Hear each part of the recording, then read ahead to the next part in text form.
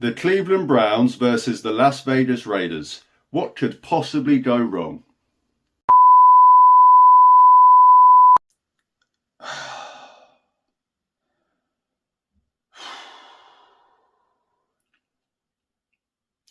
Everything.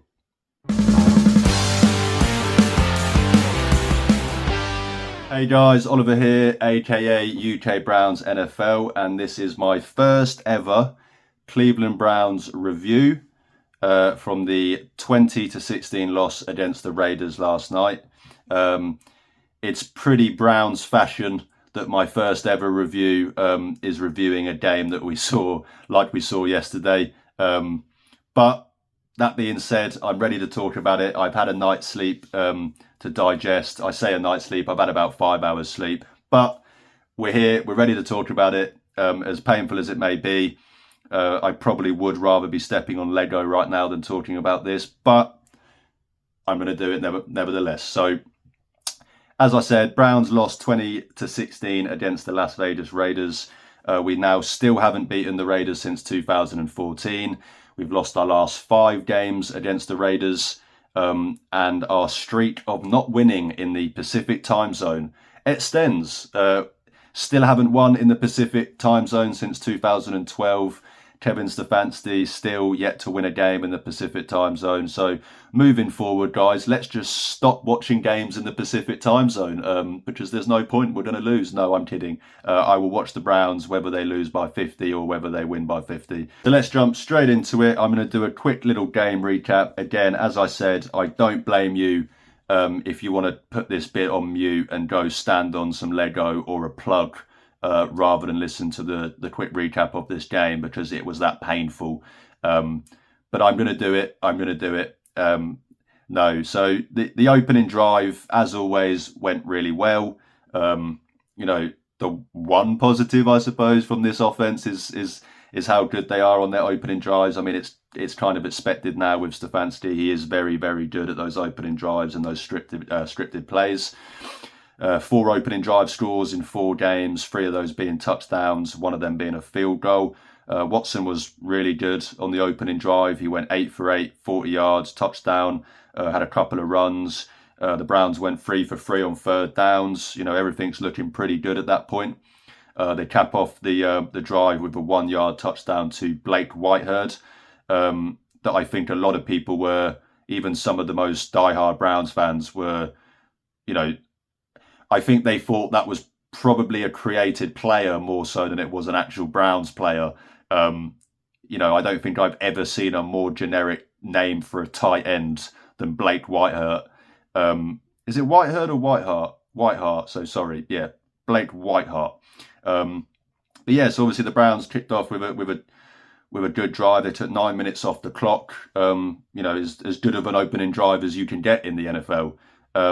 The ensuing drive, the Raiders' first opening drive, we got him on a 3 and out, but I think you could maybe say there was some foreshadowing. Brock Bowers got wide open, but dropped the pass. So that was kind of a sign of things that were to come later on in the game. But at that point, you get your opening drive score, you get the Raiders to go 3 and out. You're feeling pretty good.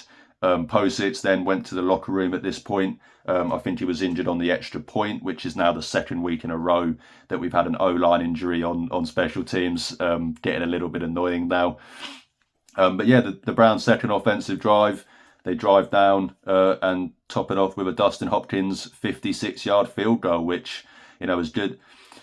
I'll get into the mistake he made later, but one thing you can't knock him is his field goals from 50 yards. It feels pretty good as a Browns fan to pretty much know for certainty that when he steps up for those kicks, they're going in, and he could have made it from 65. He had that much air on it. So at this point, you're up 10-0. You're feeling pretty good, but you do kind of have in the back of your mind that we've seen this before. We saw this in the Jags game, we saw this in the Giants game. So you're not celebrating at this point, but it is a good start nevertheless. Jordan Hicks then gets injured on the Raiders' second offensive drive. We'll obviously wait to see the news on that. It went to the tent and then obviously went to the locker room as well. the first quarter ended with the Browns up 10-0. Obviously, they took 9 minutes off the clock on their opening drive. So by the time the Raiders went 3-and-out and the Browns scored a field goal, the quarter was already over. But then it kind of went downhill from that point. Raiders' first drive of the second quarter, they drive all the way down to the Browns' red zone, which is then topped off by a Trey Tucker touchdown on the end around, which, yes, I will get into. It is the defense's Achilles heel at this point. But Trey Tucker was pretty good on that drive as a whole. Was pretty much the main factor for them in that drive, with a couple of catches to get him into the red zone in the first place. So big drive from him. Obviously, that the Raiders get 7 on the board. Browns now leading 10-7. Browns then go 3-and-out on the next drive, and you're thinking, oh God, here we go again. And yes, those worries are confirmed when the Raiders drive again down the field and cap it off with a field goal to make it 10-10.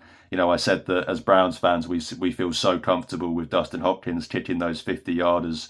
I think Raiders fans feel just as confident with their kicker, one of the best kickers from 50-plus yards in the NFL, and he made that 50-plus yarder to make it 10-10. Browns were unable to capitalise on their next drive before the half, so they go into the half with the score 10-10, and the Raiders are going to get the ball back. And at this point, you've started the game, you've taken all the momentum, and then for what seems like third game in a row now, all the momentum just completely shifted almost immediately. And the score's tied, and the Raiders have a chance to go and go get the lead on their opening drive in the second half. So it's become a little bit of a trend now. It's a little bit worrying. Obviously, we open up that third quarter with a stop. We stop them on third down. We get them off the field. We're going to have fairly decent field position. But it's chalked off with an Alex Wright roughing the passer call, and it's the second roughing the passing call in 2 weeks that has both been on third downs, has cost the defense from getting off the field. And you can talk about all you want how soft it is, how much they barely touched them, but in the end of the day, you can't do that. You cannot put your hands on the quarterback's helmet. They're going to call it every time, so just don't do it. But they did do it, and they gave up, obviously, that first down, which then the Raiders were able to go and get a field goal and go up 13-10. So, what should have been the score still tied, you get a stop and you get the ball back with good field position. You're now down 3 points, and again, the momentum is still shifting towards the Raiders.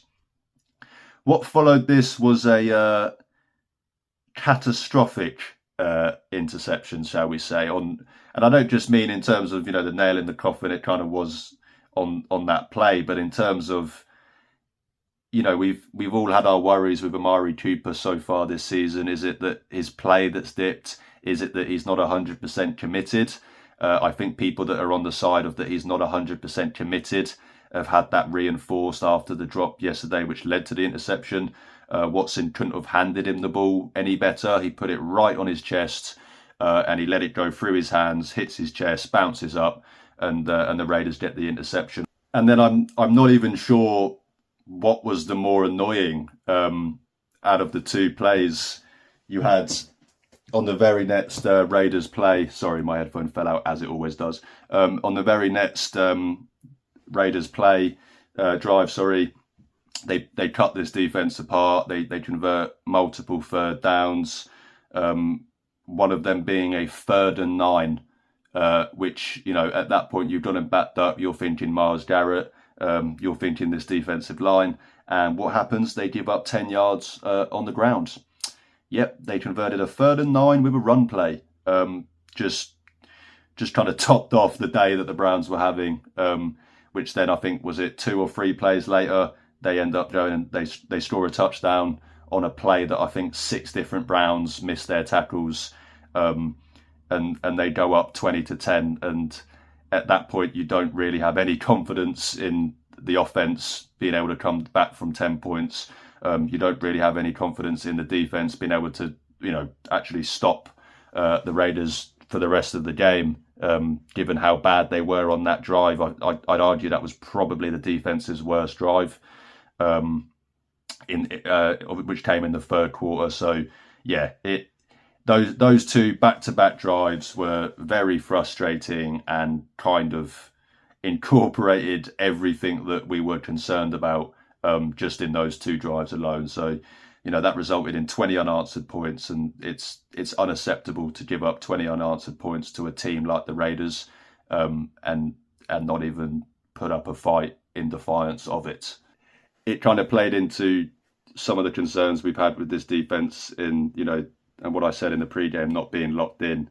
Granted, the offense didn't help them out, but there were too many plays. Like I said, the rough in the passer call, the 3rd and 9 run that they gave up, which then resulted in 20 unanswered points from the Raiders to put them up 20-10. And then it kind of just was essentially came down to the Browns beating themselves in the fourth quarter. To be honest, you had an illegal shift that negated a first down, which then led to a sack, 2 sacks actually on back-to-back. No, sorry, a sack on first down and a sack on 3rd down to force the punt just before the fourth quarter. Browns got a scoop and score. The defense actually turned up in the fourth quarter, something they didn't do the previous 3, but they did turn up in the fourth.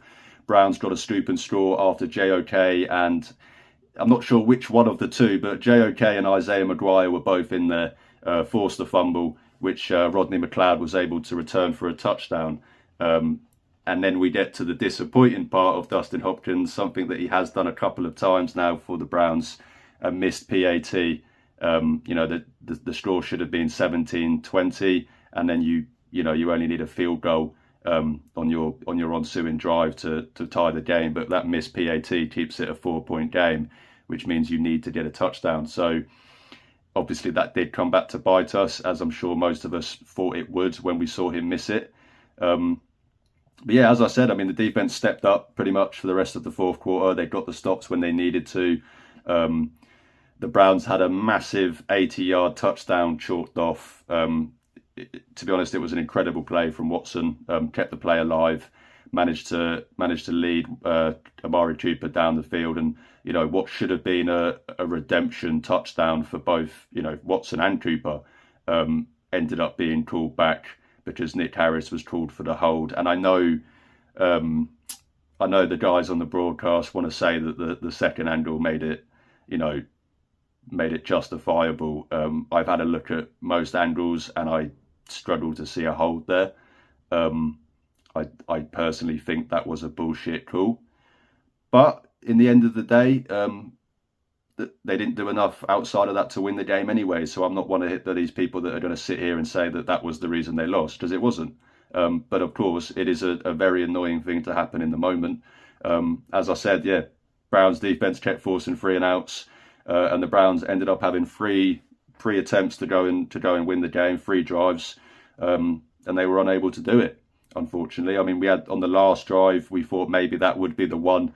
You had a great catch from Jerry Jeudy on 2nd and 10 for a first down, followed by a Jerome Ford 35-yard run, the Browns' biggest play of the day, to set us up in the red zone. And I think we were at the 16-yard line with about a minute and a half left. And at this point, you're thinking, we could get a touchdown here and we should go and win this game. You're kind of putting all of the bad stuff that happened in the previous 3 quarters in the back of your head, because at the end of the day, if you can get out with a win, that's all that matters. We can talk about the bad stuff afterwards. We just want to see the win. But basically, categorical errors. Sorry, I can't speak today. From the Browns, and they weren't able to capitalize on it. The first 2 plays were terrible, to say the least. You had the muff snap on the first play from Nick Harris. Luckily, Watson was able to fall on it, but he wasn't ready for the snap. Nick Harris snaps the ball, puts us back 6 yards. It's now 2nd and 16. The second down play was a catch by Coop, which did bring them a little bit closer. I think they got to, was it 3rd and 4, 3rd and 5, and essentially two plays for your season almost. You had to win this game, so you got 2 plays, and nope, they didn't do anything with them, and it resulted in Deshaun Watson getting sacked on 4th down to end the game. I know a lot of people are going to be sharing that screenshot of the open receiver. But you can't really blame that on Watson. He had pressure in his face in pretty much a second, and guys weren't open. So there's plenty of stuff to criticise Watson for. That's not one of them, in my opinion. But yeah, that's the recap of the game. As I said, I wouldn't have blamed you if you put this on mute and went and stepped on some Lego instead of listening to that, because it really was a painful watch and it's painful to talk about. But moving on to just some thoughts, now that I've had a night's sleep, I've had about 5 hours sleep, but I've had some sleep to sleep on it and have a think about it. And my mind keeps going to the preview that I did, where I stated, I gave 3 keys to victory, 3 things that I thought the Browns would have to do to win this game. And that was the run game, the defense, and to not beat themselves. And I think it's safe to say that they did not achieve any of those 3 things. If anything, they did the reverse of that. You look at the run game, we only had 92 yards on 22 carries. That works out for about 4.2 yards per carry, which, isn't terrible. But, I mean, only 22 carries against, I think they were the 30th ranked run defense in the NFL headed into this game. I expected a lot more. I expected them to try and stick with the run, but I suppose, the argument against that is when you're only getting, 1 yard. And I mean, Dante Foreman didn't do anything with the 4 carries that he had. Granted, you could argue that, you need to give him more carries to play through that. But he wasn't giving you any signs to make you feel comfortable in doing that.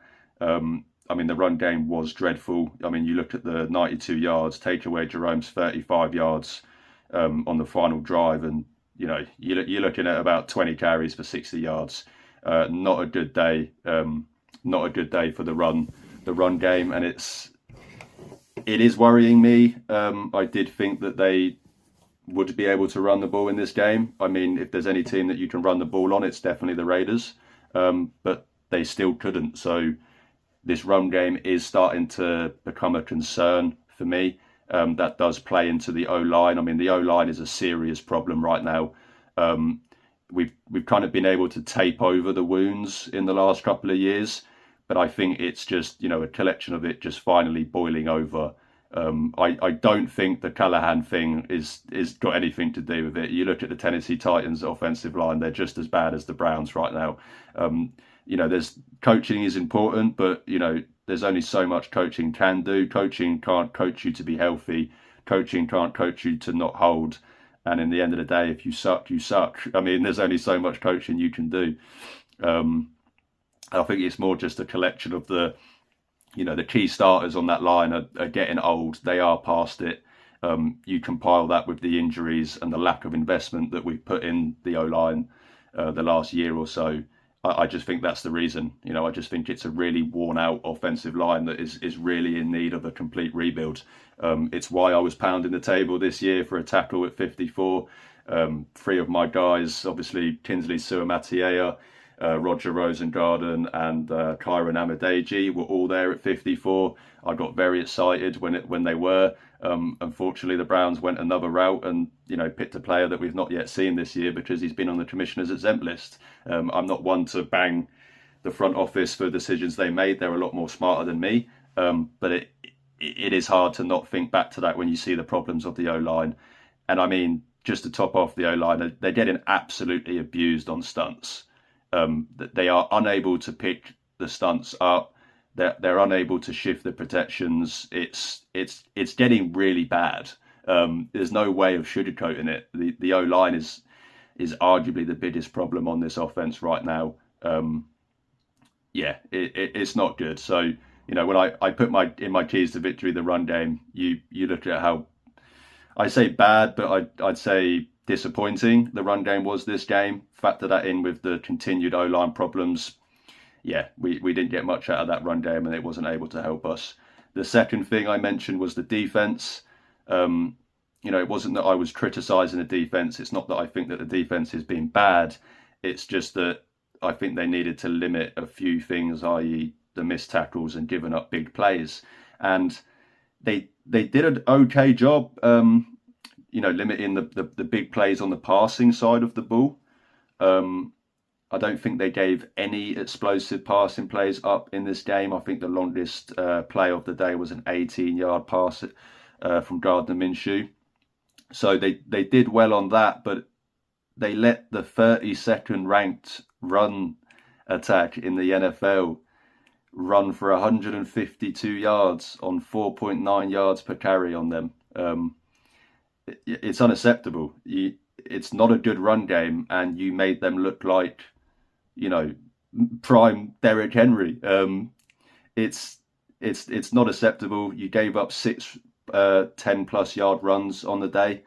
And as I mentioned, it could have been more. You even gave up a 9-yard run on 3rd and 9.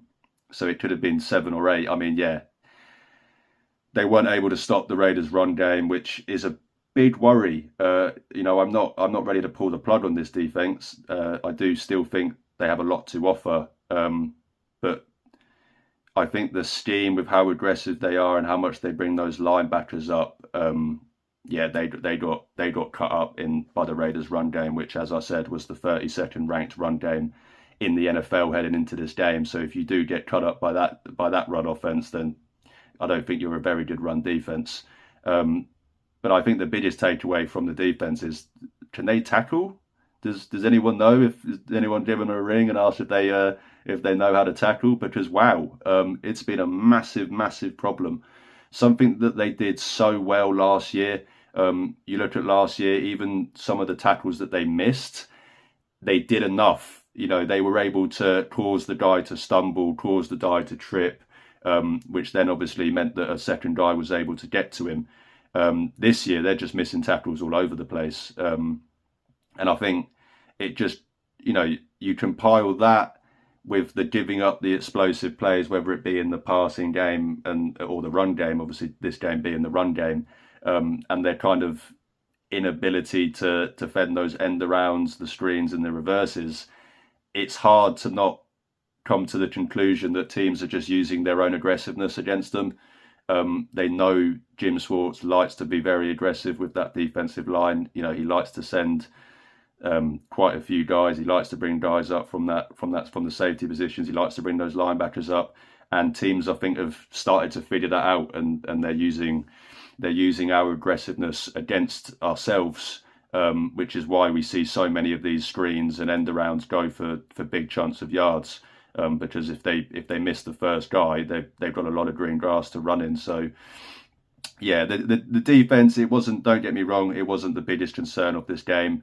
But when I highlighted it in the pre-game as something that I thought they needed to shore up, and they didn't, I thought it was worth a mention. And as I said earlier in the recap, in the fourth quarter, they were able to kind of lock in a lot more. That was the defense that we're used to seeing and the defense that we expect to see. But you can't, it's hard to win games when you're going to be that inconsistent. You need to be that good for the whole game, not just for one quarter. I think Watson played fine in this game. He was let down by the rest of the team, but that does kind of show you the underlying issues with this team, because I'm not going to sit here and pretend that Watson has played well through these first 4 games. He hasn't. And when he does play well, it's not on a consistent basis. And the issue is that because of that lack of consistency from him and the rest of the offense, we get a day like yesterday where Watson's playing well, but the offensive line is letting him down. His wide receivers are letting him down. But then you get games where the O-line is playing well. The receivers might be playing well, but the quarterback, is not playing well and has a QBR of 9. So it's just a complete lack of consistency on the offensive side of the ball, which, kind of played into my last point that I made on the pre-game, which was to not beat yourselves, and that kind of played into that. I mean, at the end of the day, you didn't make enough plays to win the game. You had 3 chances to go and take the lead on offense after the defense finally decided to show up. But due to more drop passes, penalties, missed PATs, miscommunication, you couldn't get it done, and you shot yourself in the foot once again. As I said, with the defense and the running game that I mentioned in the keys to victory, I also mentioned the Browns not having to beat themselves. It's hard enough to beat an NFL team anyway, let alone when you're playing against yourself. And like I said, you can point to that touchdown that was chalked off with the hold, but at the end of the day, the Browns still had key mistakes in crucial moments that ended up costing the game despite that. So, once again, shooting themselves in the foot and beating themselves. It's been a theme so far this season, and it showed itself again today, which is really disappointing. I thought, talent aside, you expect the bare minimum from your team is the effort and the commitment. And I'm not saying that they're not giving that effort and commitment, but you can't blame people for having that outlook when you are being so unorganized and so undisciplined. But yeah, I mean, I suppose that's all I can really say about that. But going into the game, I had my 3 keys of victory: the run game, the defense, and the not beating yourselves. And after the game, I can comfortably say they didn't achieve any of those 3 things, and arguably they were the 3 biggest reasons why they lost the game. It is tough to take any positives from this game. I feel like the QB did show some signs of his former self, kept the plays alive.